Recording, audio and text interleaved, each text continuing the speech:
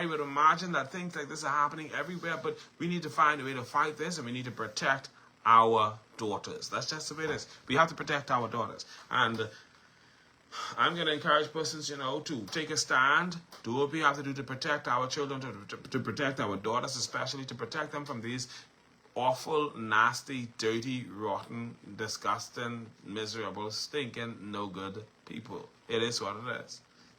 All right? These pimps. All right? Anyhow, I wanted to talk to you a little bit about the Blake Pinder story. Blake Pinder has gone viral. Him and his sister Dominique have gone viral over what transpired with them in Spanish Wells, Russell Island, on Majority Rule Day.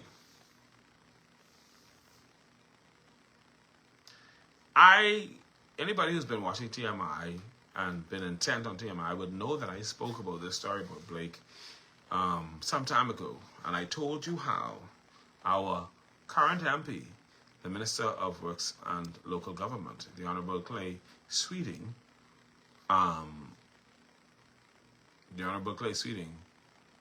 had a vendetta that involved Blake Pinder.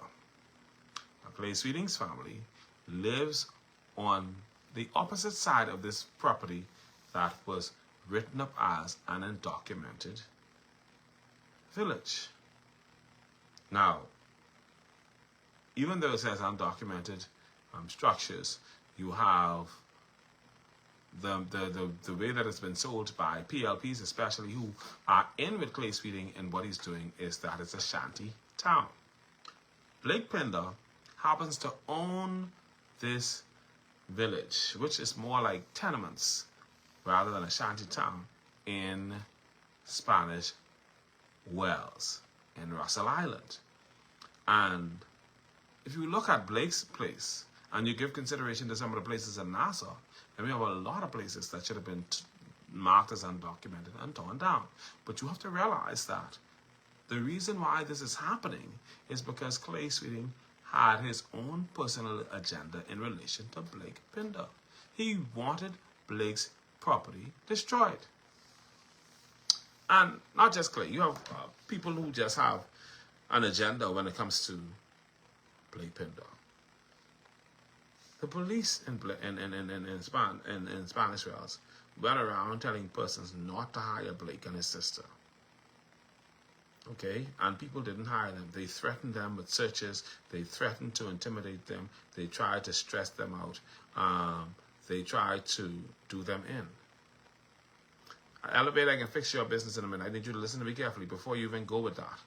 And so they were literally placing a stranglehold on Blake and Dominique's ability to survive.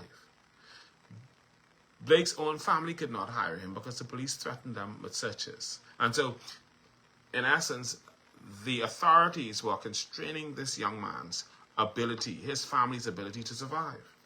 Okay? There was one lady who did hire Dominique, and the police did still go to her. And when she got there, she said, the police said, oh, they said, no, she stopped them in their tracks and said, come, she said, listen to me. Don't tell me about hiring this young lady. Says, I know who you all are. She's hired. Y'all can come with my place because I know who you all are. You all are disgusting and no good. You understand?